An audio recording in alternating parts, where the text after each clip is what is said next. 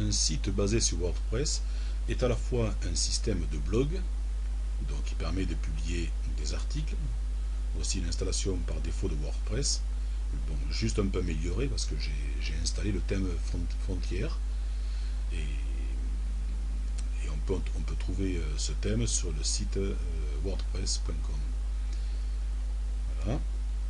Alors, ici, comme dans tous les thèmes, on peut créer à la fois des articles, mais on peut créer des pages statiques.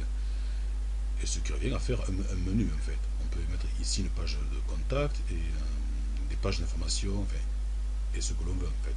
Et on peut créer une structure hiérarchique. Donc c'est ce que nous allons voir maintenant. Donc là, on est déjà connecté sur le site. Quand on clique ici, voilà, tableau de bord, et quand on clique, on se retrouve là. Donc on va sur page, ajouter, on vient ici, bon, on va ajouter contact. Dans un test, quelque chose de peu plus réel que ce que nous sommes en train de voir, en réalité, on utiliserait une extension WordPress qui gérerait les formulaires de contact. Mais là, c'est juste un exemple qui nous permet de voir un peu l'interface de WordPress en ce qui concerne les pages. Alors, vous voyez, ici, nous avons certaines options que l'on peut afficher. Voilà, on peut mettre les auteurs, une discussion, rajouter des champs personnalisés. L'image à la une est assez importante, c'est ce qui permet de mettre une icône à un article. C'est également important quand un site, et c'est notamment le cas du site Frontière, utilise l'image à la une pour le mettre dans un carrousel d'images. Cela s'appelle aussi un slideshow en une. Alors on revient sur le site, le slideshow vient ici. C'est-à-dire que tout article qui possède une image à la une sera affiché ici avec un petit résumé ici et son titre. Voilà. Donc nous revenons ici. Alors j'ai rajouté une extension ici qui permet d'avoir des commandes qui ressemblent, qui se rapprochent surtout d'un traitement de texte tel que Word ou OpenOffice ou LibreOffice si on veut. Voilà. Donc on a des commandes de grade, de italique, souligné, on peut mettre de la couleur. Voilà. On pourrait mettre une couleur d'arrière-plan. Voilà. Et on peut évidemment aussi mettre des images. Donc on va ajouter un média par exemple.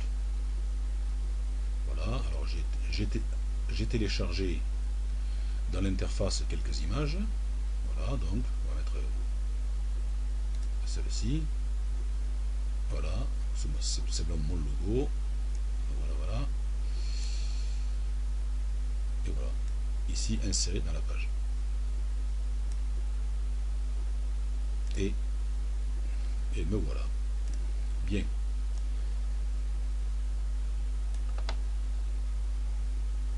Là, notre fameuse image à la une.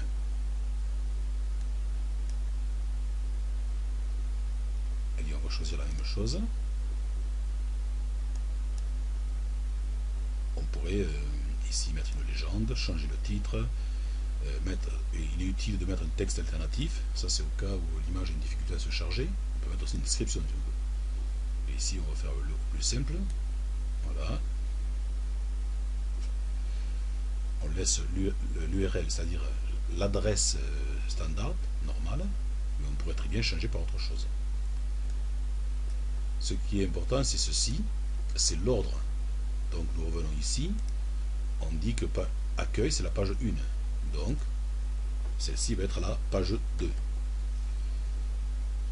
On pourrait ici choisir une page parente, c'est-à-dire que si on fait ceci, si on choisit accueil et que l'on clique sur publier, cette page contact serait en fait, se trouverait hiérarchiquement dessous celle-ci. En fait là ce que nous voulons c'est juste la mettre ici. Donc je reviens là, pas de parents, voilà, l'ordre c'est bon, on met une dernière petite vérification, et bien on y va, publier. Voilà. On pourrait aussi faire un brouillon, hein, si on veut faire le travail plus tard. Voilà, on revient ici, un petit clic droit, actualiser, et voilà, la page apparaît ici. Je clique sur contact,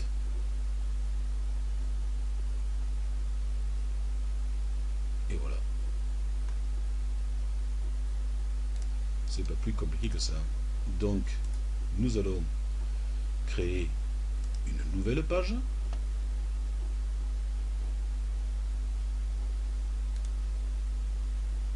On va l'appeler quelque chose de très original, test.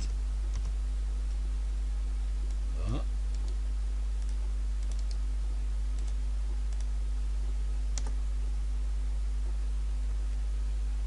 Donc là, nous allons voir que nous pouvons aussi faire ceci, rajouter une vidéo.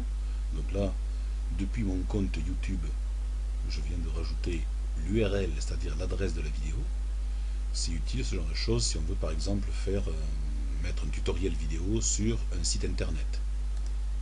Alors vous voyez, c'est assez simple.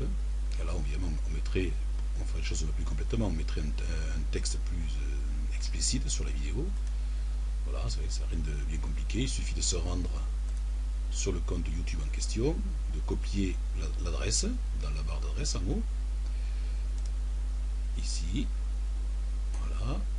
Donc là on pourrait, voyez, ici on pourrait rajouter, je vais faire en sorte que cette page soit parente d'accueil ou de contact maintenant, mais en fait on ne le veut toujours pas, donc on va choisir, c'est le numéro 3 pour que ça apparaisse donc à ce niveau.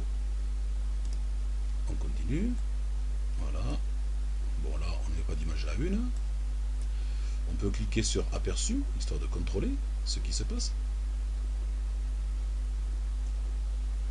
Voilà. Donc l'aperçu a l'air de bien fonctionner. On teste la vidéo. Bien, nous allons voir comment ajouter un compte de messagerie dans le logiciel Windows Live Mail. Voilà. Et on regardera ça une autre fois. Alors ça nous va, donc on met dernière petite vérification et publier.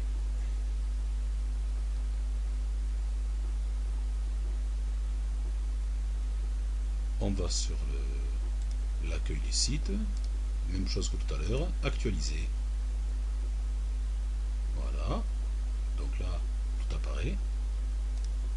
On clique.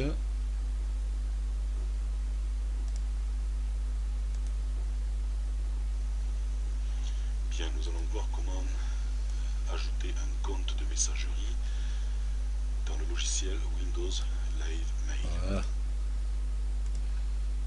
Et voilà, c'est fini pour maintenant.